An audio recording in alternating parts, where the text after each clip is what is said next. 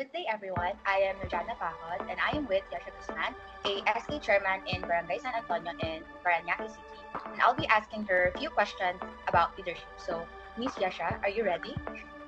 I'm more than ready. Okay. For my first question, so you are an SK chairman. So, what does leadership means to you? Applying my knowledge and skills as a youth leader, I think the biggest or the most impactful answer of what leadership is the influence we give to the youth. Kasi yung influence natin, hindi lang knowledge yung pinapasa natin, but also our skills in implementing effective and efficient projects. In the Sangguniang Kabataan, as you all know, we have the smallest budget in all government units. We have the national, the local, and then the barangay. And in our barangay, we have approximately 111 million of funds, but only 10% will be given to SK. So in this year alone, we have an estimated of 11.5 million as fund. But given that we have 7 companies, we have education, health, livelihood, sports, gender and development, kabataan kontra droga, disaster risk, and other companies existing pa. It is our responsibility as youth leaders to use our influence na even if our budget will not be enough to sustain every project that we still make ways to have projects, programs, and activities more than the fund that we have. So leadership for me in short is the influence to make change, radical change. So, for my second question, so you are a leader yourself. So, do you have someone that you would describe as the best leader? And if so, could you describe key actions and behavior of that person?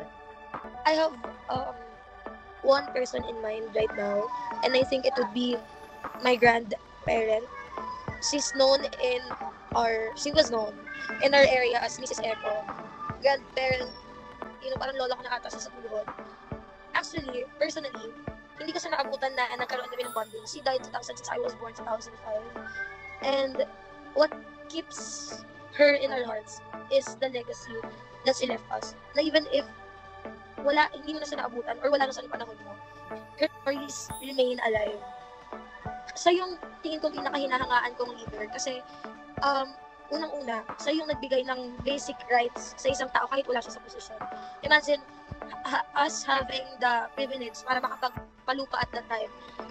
Mabigyan ng titulo yung mga lupa. Halos buong compound namin, siya yung nagpatitulo. Pero hindi niya yun sinarili na para sa kanila. Binigay niya yun sa 10 anak niya. Binigay niya yun kahit sa mga katulong niya, sa nagluluto sa kanya, sa labandera niya. And that is more than being kind.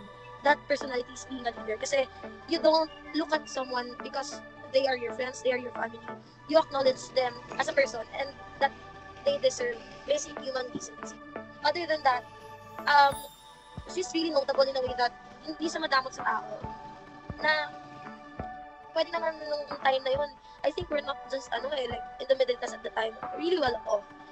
And hindi niya trinatong iba yung mga kasama niya na pwede naman na, di ba, ganito yung kinakain ng pamilya namin sa mesa. Iba sa kanila, pwede gano'n. Pero hindi niya ginawa yun. At wala siyang piniling tao. So yun yung role model in me, my lola. Kasi with that responsibilities na may business kami and privilege na marami kami nakuhang lupa, hindi niya intertagdamot sa tao. And with that, yung greatest influence na naiwan niya after her, kahit wala siya sa posisyon, marami siyang na-influence. Marami siyang na-motivate. So it's not just Lola. It's the community she built, not just to be a follower, but a leader. And mind you, up to this very moment, never kami nawalan ng leader sa barangay namin. After Lola died, naupo yung Lola namin as part of the association. Followed by my tita na tumakbong SK chairman, then tita na tumakbong SK Kagawad, then tita na tumakbong SK chairman, and now here's me as the SK chairperson ulit. Na mawala man kami sa line of politics, once we try to go back, we're always gonna have the same position kasi they know that when it comes to our family, it's not about us alone, but it's always about the people and helping them with our best. Based on your story kasi, you've mentioned so many leaders. Do you think leaders are made or are they born leader? Leaders are made, I believe, kasi when I was young, I don't see myself in the leading post. Like, many people would say right now that I'm a very well-spoken person. But looking back to who I am as a child, who I was as a child, hindi ko naman masasabi na nakita ko yung sarili ko na magiging presidente ako ng classroom, na magiging batch representative ako, na magiging SK chairman ako, na magiging handler ako ng um, national level ng campaign management ng isang House of Representatives, part ng House of Representatives, yung mga party list congressman.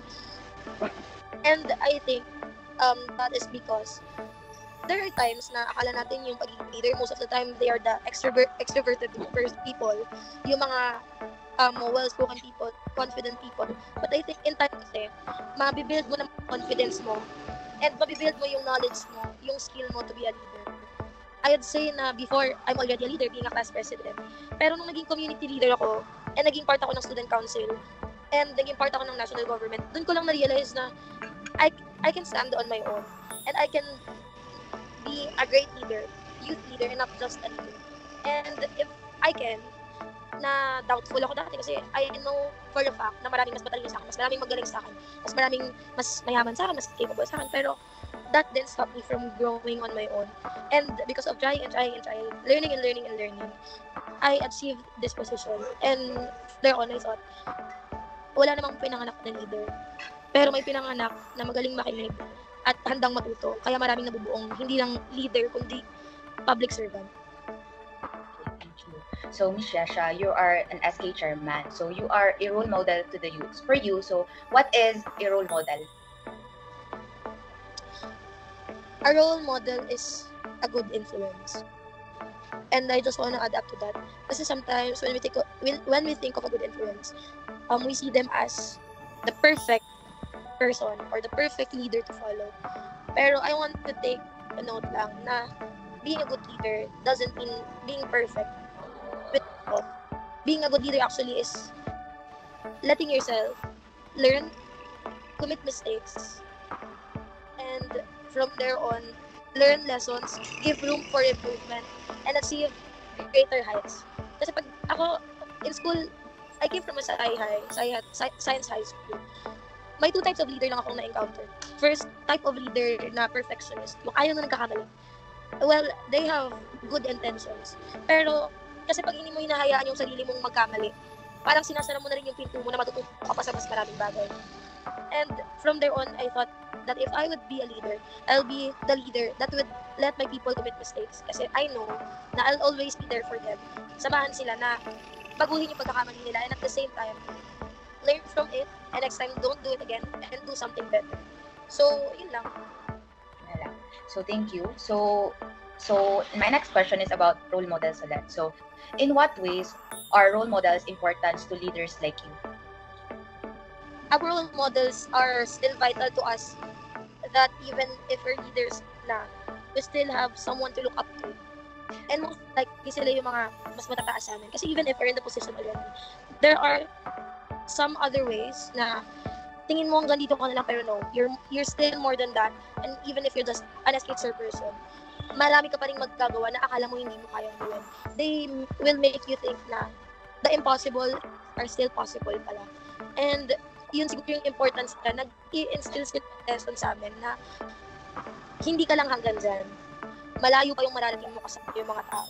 For as long as you will be hardworking and you'll always open your doors for new learnings.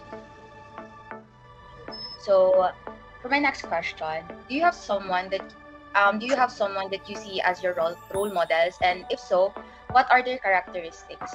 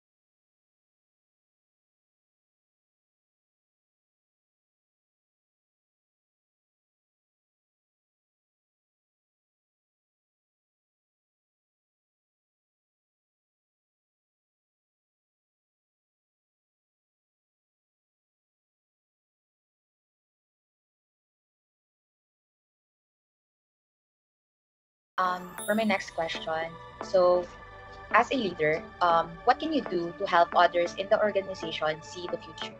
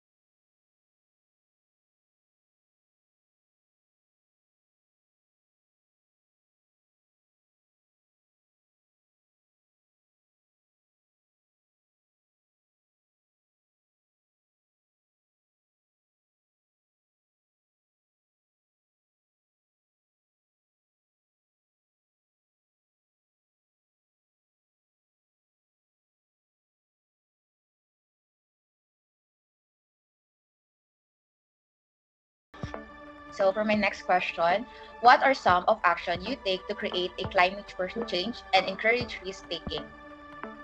Ayun, me being a leader, maraming mga tao na feeling nila di nila kaya maging leader kasi hindi naman daw sila into politics. Maraming nagsasabi na ayaw nila mag-take ng position kasi feeling nila hindi naman sila capable. I think being a leader, we owe it to them to believe in them, that they have something to give to the people, especially to the youth. Kasi if no one believed me, if my tita didn't ask me if I want to run as the SK chairperson of our barangay, most likely I would not take the opportunity. Kasi no one gave me the confidence that someone would literally think that I could lead a community. So, the way to encourage them to risk for the position is first to let them know kung ano yung impact na magagawa nila sa tao. It's very fulfilling inside na hindi ka man well off na sobrang yaman on the outside, pero mayaman yung puso mo sa sobrang daming taong magmamahal sa'yo kasi kasama mo silang gumawa ng pagbabago. Pangalawa, alam mo yung kami nga lang nun, ang laki na ng pagbabagong nagagawa namin. But you have to let them know na kung mas marami kayong magsasama-sama, mas marami kayong magagawa. And now, in our barangay, ang ayos na namin buong district na namin. And that is the goal. To make them realize that they are capable. And they will still learn a lot. So they will still improve and they will achieve greater heights than of what this position is offering them. But to be in that position, to be in that very high position that you aim, it's one step at a time. You have to achieve your first step and your first milestone. And that is choosing to be a leader tomorrow. A follower today could be a leader tomorrow. Yun lang. Okay. For my next question, should leader let their constituents fail? Yes, definitely. Kasi only through hardcore mistakes, you could learn impactful, meaningful, and instructing lessons in life. Kung hindi ako siguro nagkamali noon, hindi ako magiging ganito ngayon. If I didn't learn na, if I stopped during class recitation, kahit mali sagot ko, okay lang, siguro I would never learn how to speak. Kung hindi siguro ko natanggap sa loob ko dati na nagkakamali ako, and that is okay to make mistakes, to commit mistakes. Kasi the important thing is, pwede ka pa rin mong bumawi. And makakalimutan yung tao yung pagkakamali mo, pero yung tamang gagawin sa susunod, nahahakbang ka pagkatapos mo. Hindi hindi makakalimutan ng tao yun. That's what I said kanina. Being a leader is letting your people know that it is normal to commit mistakes unless you are God. For my next question, you as a leader, how can you create a climate of trust and facilitate relationship among people in a work team?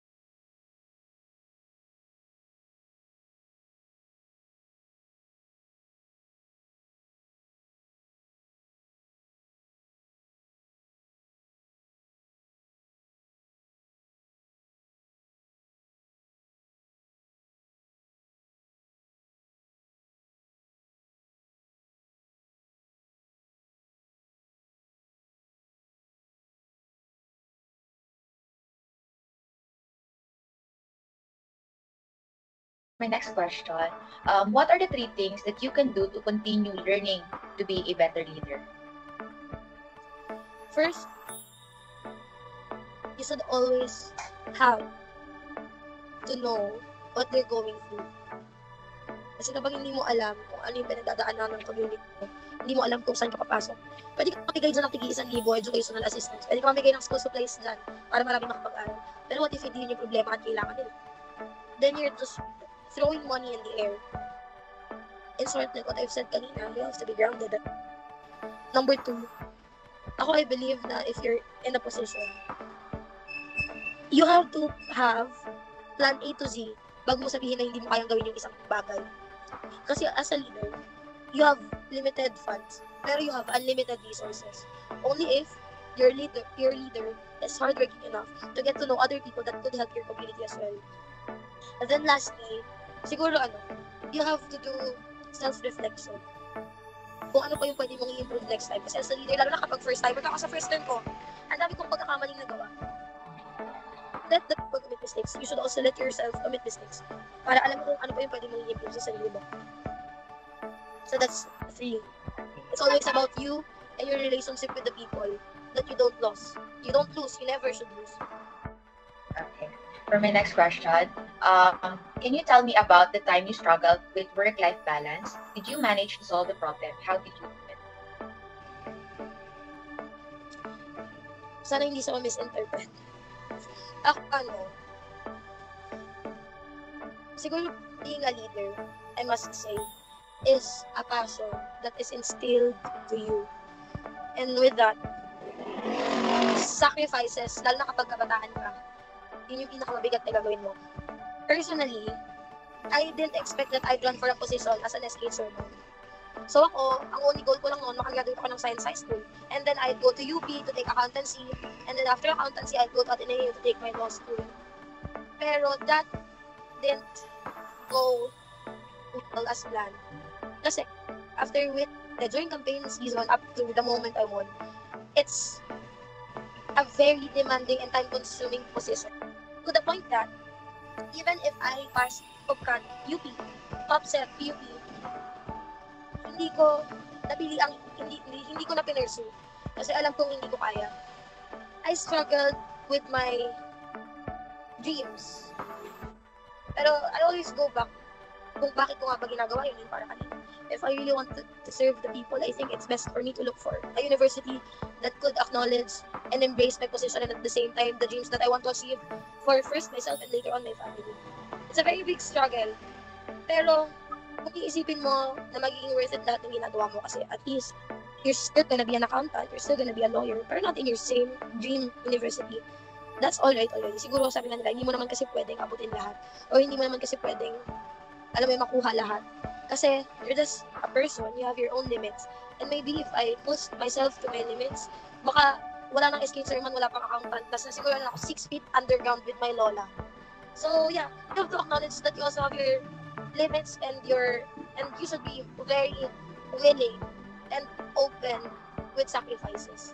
It's difficult, but we can manage to survive it.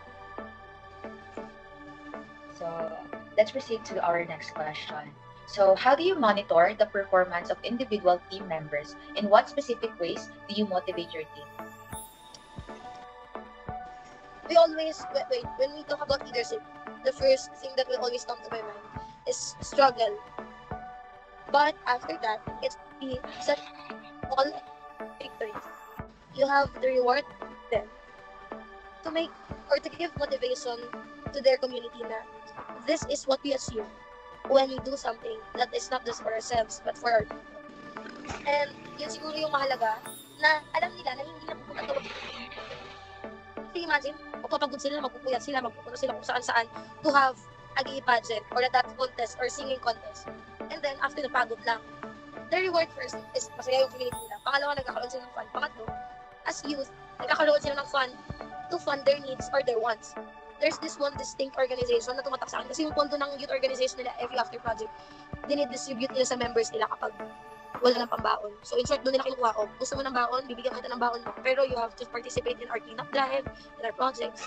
And I think doon mo rin monitor yung magiging participative nila. Kasi alam mo na kapag maganda yung ginagawa ng isang organization, pag effective, hindi nauubusan ng tao at mas marami pang nagagawa lalo. Okay, for my last question, based on your stories, your experiences, and yung mga struggles, how would you describe your leadership style? It's first that's very communal. Like, I'm not the type of leader na I think of myself or ako yung masusunod. It's very people-oriented. Yeah, that's the term. People-oriented leadership. Kasi I value their sentiments, their opinions, and their suggestions. Dahil I know I'd not arrive in or with a decision na effective kung hindi ko malalaman kung ano yung thoughts nila about it. So that's very vital. If you're a leader of the people and for the people, you have to be people-oriented. That you value your position as much as you value your people. That's the same actually. So that's all for today's interview. Thank you very much, Miss Yasha, for joining us. Wait lang po. Thank you.